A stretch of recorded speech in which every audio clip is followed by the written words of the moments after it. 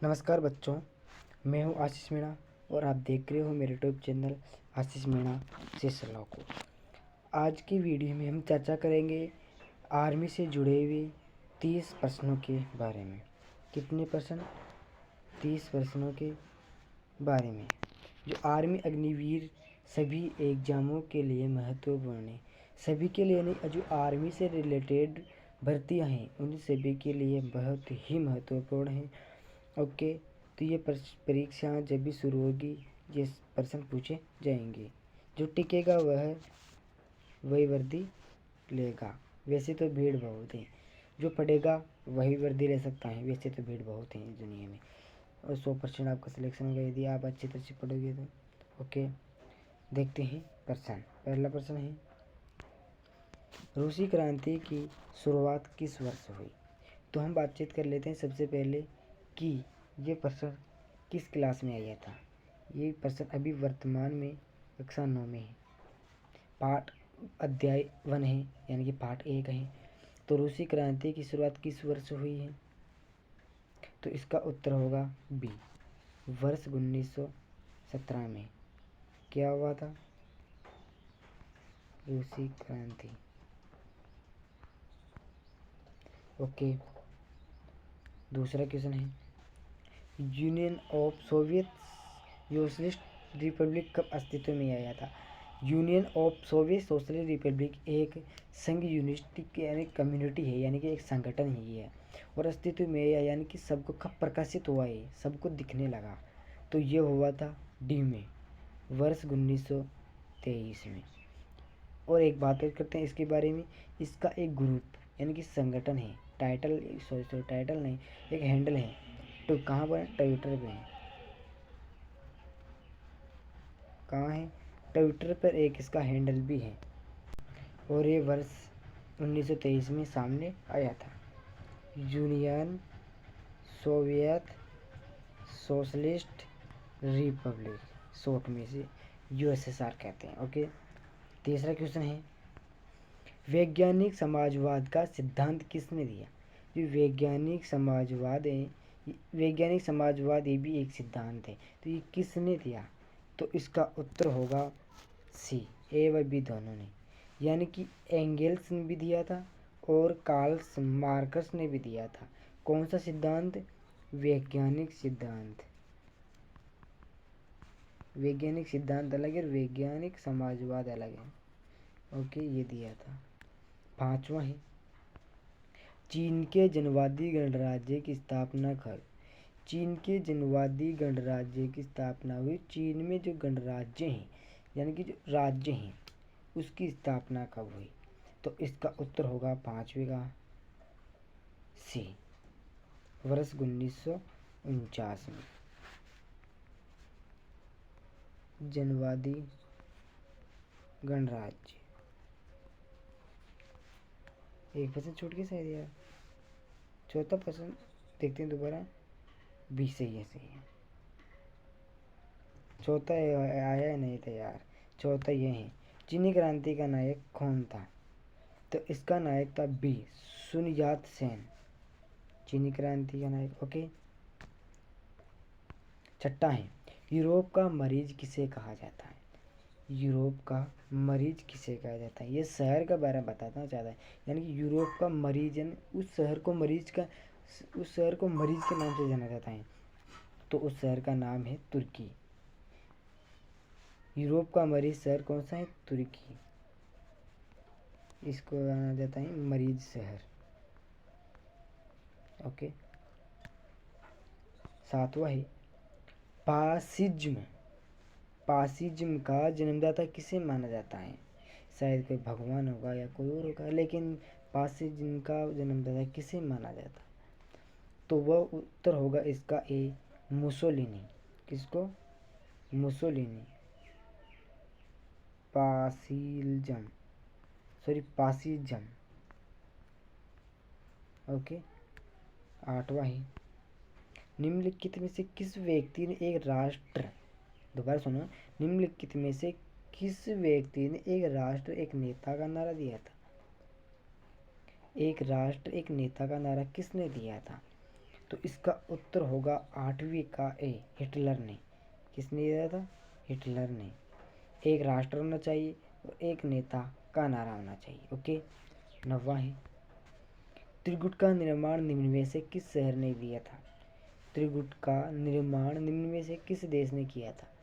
त्रिगुट त्रिगुट का निर्माण किस देश ने किया था? तो 90 का उत्तर होगा डी, ये सभी, यानी कि इटली ने किया था, ऑस्ट्रेलिया ने किया था, जर्मनी ने किया था। किसने? किसका निर्माण? त्रिगुट का। ओके।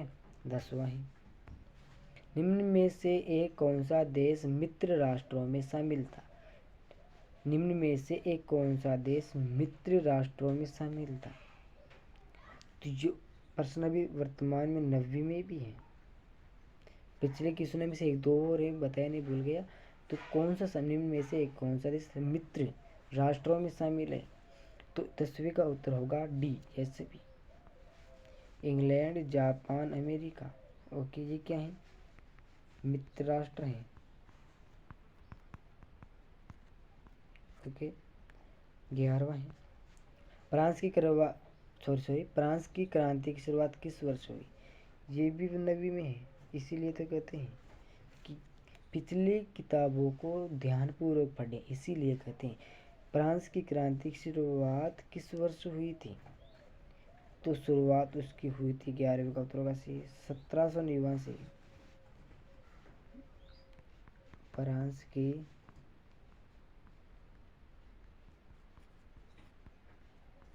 क्रांति।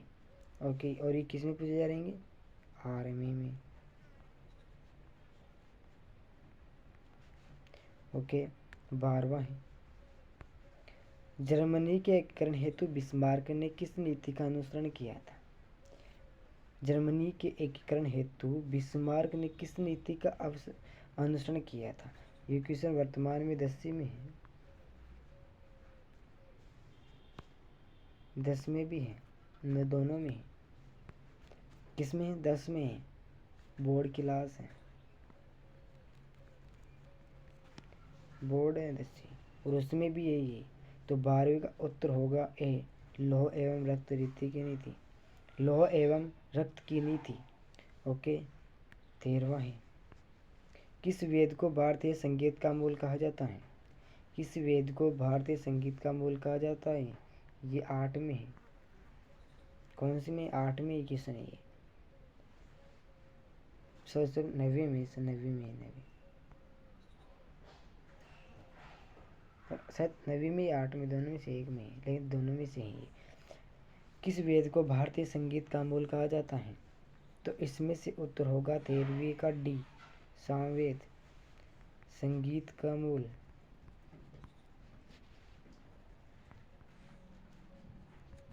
और ये पूरा सबसे पुराना वेद ऋग्वेद है, यजुर्वेद नहीं, ऋग्वेद। ओके।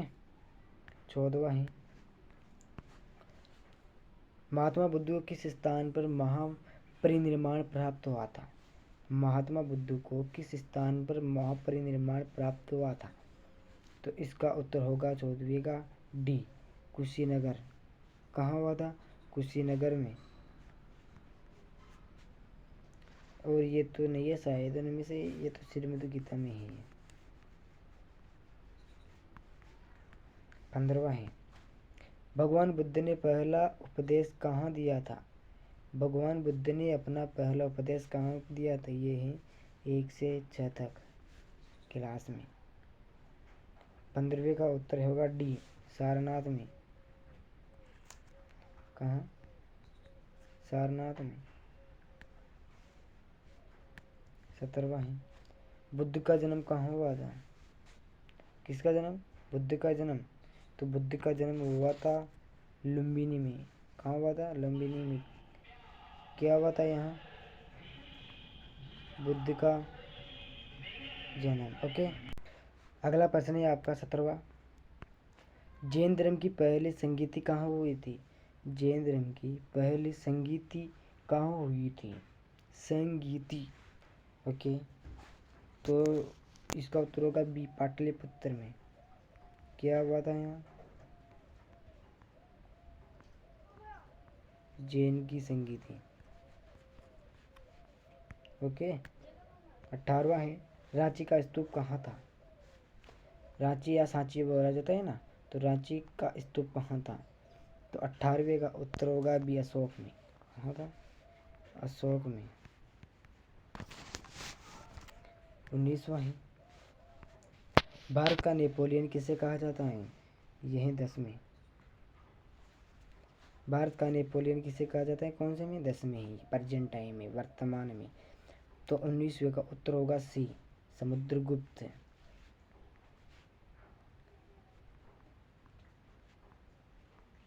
भारत का नेपोलियन। बोर्ड क्लास के प्रश्न सबसे ज़्यादा आते हैं कहाँ? एग्जाम में। कहाँ आते हैं? एग्जाम के अंदर बोर्ड क्लास के सबसे ज़्यादा पूछे जाते हैं प्रश्न, इसलिए आप सब उनको हल्के में नहीं लें। ओके। 20वां है, हड़प्पा नगर की खोज क्या थी? हड़प्पा नगर की खोज किसने की थी? ये प्रश्न ही है। हड़प्पा नगर की खोज किसने की थी? ये 9 से 10 में है। भूगोल किसने?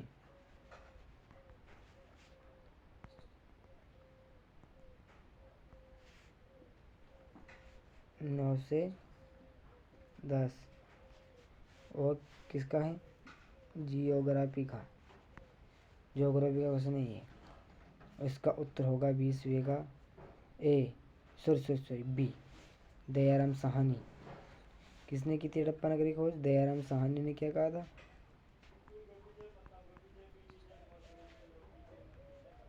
हड़प्पा नगर की खोज। ओके। 21वां है, विश्व में नवजागरण की शुरुआत किस देश में हुई थी? विश्व में नवजागरण की खोज की शुरुआत किस देश में हुई थी? ये प्रश्न है पॉलिटिकल साइंस का। ओके। सॉरी पॉलिटिकल साइंस का नहीं है। हाँ, पॉलिटिकल साइंस है, पॉलिटिकल का है ना। ओके। तो 21वें का उत्तर होगा ए, इटली। इटली ने किया था।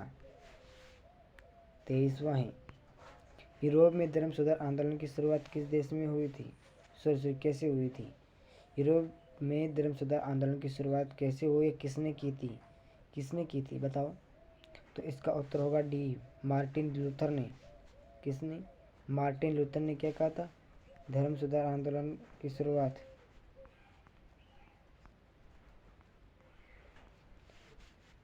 सुधार के लिए आंदोलन। ओके। ये प्रश्न 9 से 10 में है। 23वां, तुम मुझे कौन दो, मैं तुम्हें विरासत का स्वामित्व दूंगा। तुम मुझे कौन दो, मैं विरासत स्वामित्व, मैं तुम्हें विरासत दूंगा। किसका नारा था? तो इसका उत्तर होगा, ये नारा ऐसे नहीं था, तुम मुझे कौन दो, मैं तुम्हें आज़ादी दूंगा। मैं तुम्हें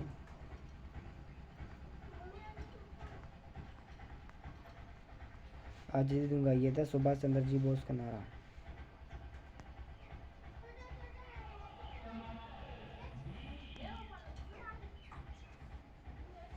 किसका था नारा?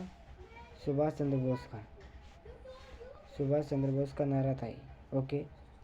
आज़ादी दूंगा, तुम मुझे कौन दो, मैं तुम्हें आज़ादी दूंगा, सबको पता ही है, और प्रश्न बहुत इम्पोर्टेंट भी है।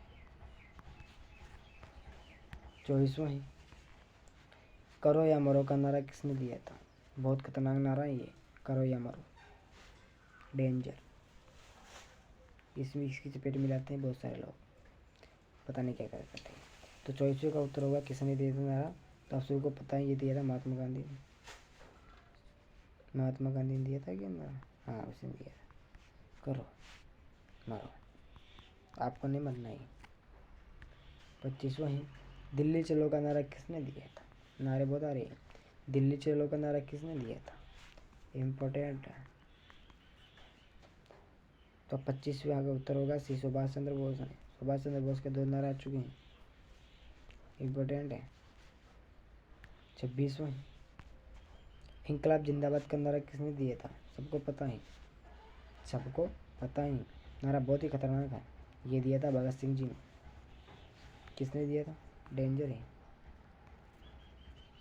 कब बोला जाता है? 26 जनवरी को बोला जाता है ना। ओके। 27वां है। ओणम त्यौहार किस राज्य में मनाया जाता है? कौन सा त्यौहार? ओणम किस राज्य में मनाया जाता है? तो ओणम मनाया जाता है केरल में।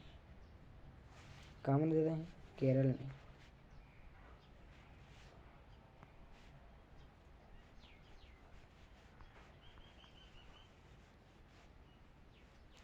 ओणम त्यौहार 28वां है। द्वितीय विश्व युद्ध के दौरान दूसरा विश्व युद्ध के दौरान अमेरिका ने किस शहर पर परमाणु बम गिराया था? परमाणु बम बहुत खतरनाक है, डेंजर है। तो कौन से गिराया था बताओ? 28 सी, ए और बी दोनों पर। नागासाकी और हिरोशिमा दोनों पर गिराया था। और क्या गिराया था? परमाणु बम। 30वां है, सॉरी 29वां। प्रथम विश्व युद्ध में अमेरिका किस वर्ष शामिल हुआ? जो प्रथम विश्व युद्ध शुरू हुआ था उसमें अमेरिका किस वर्ष शामिल हुआ था? पहले नहीं था, फिर बाद में हुआ था। तो 1915 में हुआ था। ओके। 30वां है लास्ट। जर्मन का एकीकरण किस युद्ध के दौरान हुआ या किस युद्ध के बाद हुआ?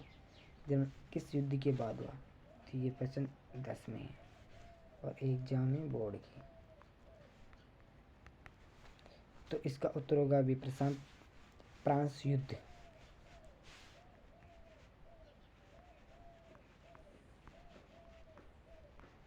जर्मन का एकीकरण। एक और आता है, वो आता है जर्मन के एकीकरण को समझाइए। वो आता है 5 नंबर का। ओके। और एक और आता है, वो आता है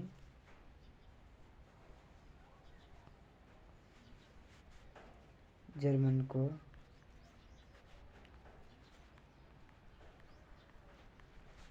विस्तार से अपने शब्दों में लिखिए और समझाइए। वो आता है 15 नंबर का। कितने नंबर का था? 15 नंबर का था। अब देख लो आप, ये सवाल है और वो सवाल आता है आपके 12 में वार्षिक में। ओके। तो हमारे ये पूरे 30 कंप्लीट हो चुके हैं सवाल। आप इनको अच्छी तरह से याद करो। ओके। फिर मिलेंगे अगले वीडियो में।